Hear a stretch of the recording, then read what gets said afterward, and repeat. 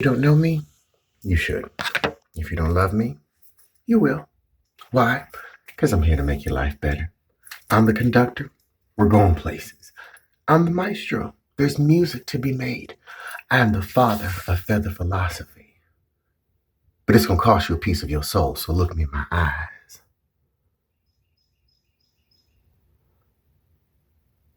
And let's begin. Before we begin, check this out. I'll make you a promise. By watching this, one of two things. You'll either be educated or you'll be entertained.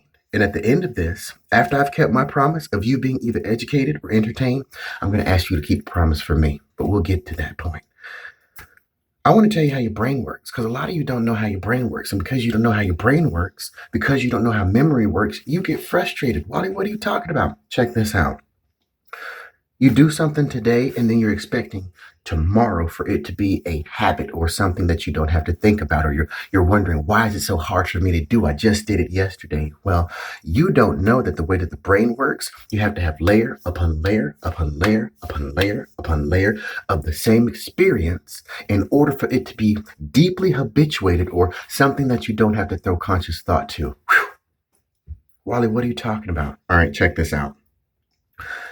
However old you are, doesn't matter, however old you are, think about how many times have you sang the ABC song? A, B, C, D, E, F, G. Like how many times? Okay, when you were young, you did A, B, C, A, B, C. And your mama said D. You said A, B, C, D. Somebody said E, and you said A, B, C, D, E. And so all you had was repetition upon repetition upon repetition upon repetition, starting from the beginning, going as far as you can, getting to a point where you're stuck, asking for a little bit of help, or getting a little bit of help, and then going back to the beginning. Starting at the beginning, going through it, just repeating it, getting to a place where you got stuck or you didn't know, you had to ask for help. Somebody gave you some help, and you go back to the beginning, and then you repeat it. Same thing for life. Same thing for life. Same thing with your business. What happens? You do as much as you can, and then sometimes you get to a point where, like, that's the point. Like, there's nothing to say. All you can do is just stand and look around like, all right, the reason you're there is because it's a little bit of time for some help, and that's okay. And see, the way that your brain works, the reason you don't feel like it's working is because you haven't gone all the way to what they call procedural memory. What? Procedural memory? That's when you don't have to think about it. That's when it's become a habit. You have to have habits. Habits like how you shorten your life. Could you imagine if you had to think about how to get something out of your eye? Okay, make a fist, poke one finger out, approximate the eye, turn the finger, get close in the corner, feel for it, find it, remove it. No, we like actually have a brain pattern for flicking something out of our eye. We don't have to think about it. We just do it. Like you never have to think about it. That's the way your brain works. That's how procedural memory works. How did we get here? This is how we got here. Short-term memory, working memory, long-term memory, procedural memory. That's how your brain works. You're welcome. Congratulations. What? Check this out.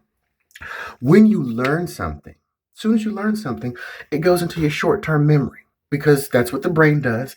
You get a little piece of it. It's like, all right, check this out. We might need this. We might not need this. So we'll just hold on to it for a while. It goes into what's called your working memory because in your working memory, like I just said, you might need it. You might not need it. And so your brain just wants to hold on to it for a while. After you showed your brain that this is something that you want to work with consistently, that's why it's in working memory. I want to work with this consistently. Okay, cool. Then after a while, it puts it over into long-term memory. You've showed your brain this is something that I want to work with consistently. So where we'll put it in long-term memory because we never know when we'll need it, but we will need to remember it, all right? So we put it in short-term memory and we keep working with it. It becomes working memory. We decide to keep it. It goes from working memory into long-term memory. And so we keep using this thing, this long-term memory.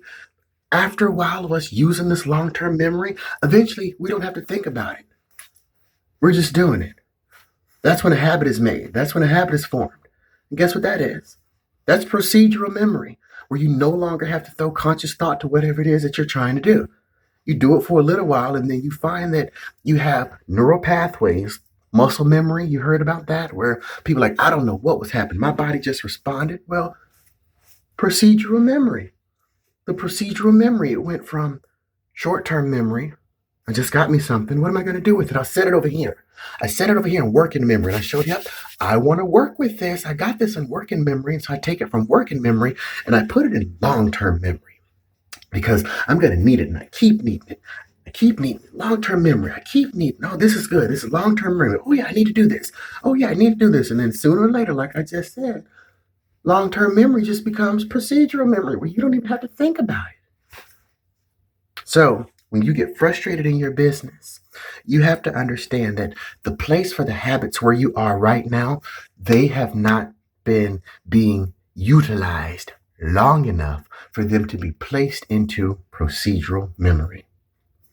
That's it. You're welcome. Wally, what are you talking about?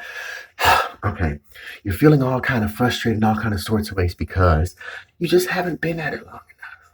You haven't been at it long enough for everything that you're trying to do to be way back here, going from long-term memory to procedural memory. You're still having to throw conscious thought to it, and that's okay. That's okay. By you throwing conscious thought to something, that's just you taking the time to make sure that this is exactly what we need to be doing and how we need to be doing it. That's what throwing conscious thought to something is. But as soon as you identify what you're doing and how you're doing it, make sure you're doing it the right way, you just keep going. You just keep going. You just keep going. You just keep going. And if and when you keep going, if and when you keep going, eventually,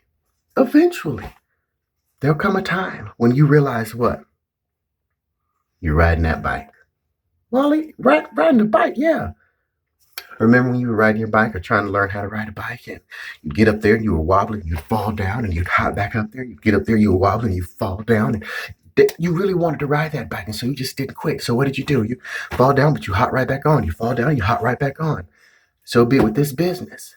You fall down and you hop right back on. And then what? One day you'll look up and you'll be like, I'm doing it. I'm doing it. I'm doing it. I got it. I'm doing it. But it won't come until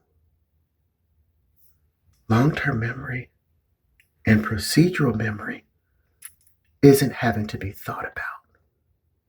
That's the difference. If you're still having to think about it, it hasn't gotten to procedural memory yet. That means you just haven't been at it long enough. But if you've been at it long enough, as soon as you've been at it long enough, it becomes procedural memory and you don't have to think about it. You're welcome. So just keep at it. Just keep at it. And so when this thing started, I promised you two things. One, you'd be educated, and two, you'd be entertained. I am so good at what I do, so good at being who I am. I know that you were both. I know that you were both. I know that you were educated and you were entertained. So the thing is this, I made my promise of keeping you educated and keeping you entertained. So I'm just asking you to make a promise for me. Wally, what's the promise you want me to make? I want you to promise that you'll share this with somebody.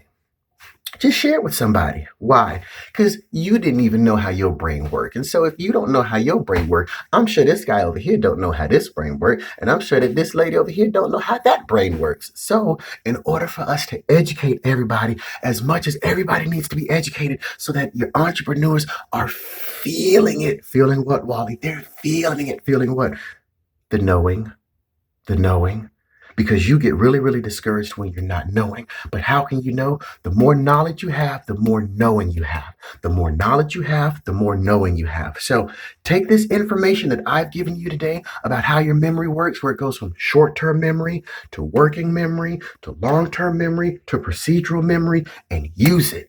Use it and forward it to somebody so that they can understand how their brain works. The more you understand how your brain works, the easier your life is. How could you argue with that?